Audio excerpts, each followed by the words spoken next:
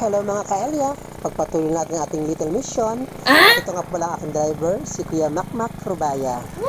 Okay mga kaibigan, let's go! Hello guys! I'm here. You're there!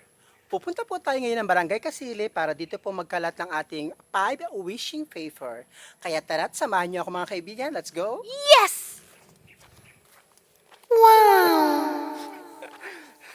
Pasensya na po kayo guys kasi po wala po tayong kaila-hilamos. Nakalimutan ko maghilamos po at mag-toothbrush. Oh no! Pasensya na po. Good morning po sa inyo lahat. By the way mga kaibigan, binago po natin yung matatanggap ng mapipili ng ating mga sponsor. What? As I've said mga kaibigan, ang ating pong dakilang major sponsors ay sina Sisi Lynn Borromeos Agnes at si Sisi Annalisa Swan.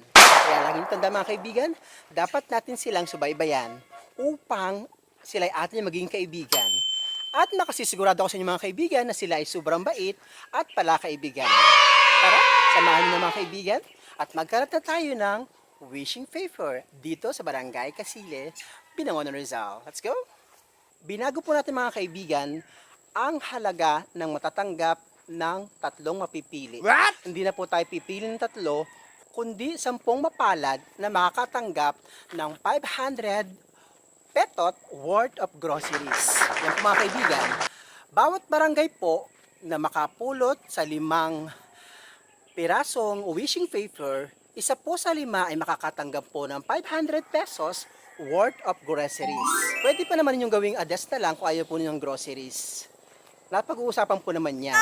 At mga kaibigan, hindi pa po dyan yung nagtatapos. Kasi po, kapag po mayroong dumagdag na sponsors, ay idadagdag din po natin ang kanyang maibibigay sa atin upang madagdagan ang 500 petot worth of groceries.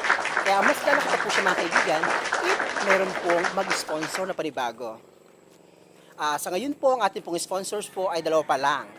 Si Cecilyn Borromeos Agnes at si Ate Annalisa Swan. Okay po mga kaibigan?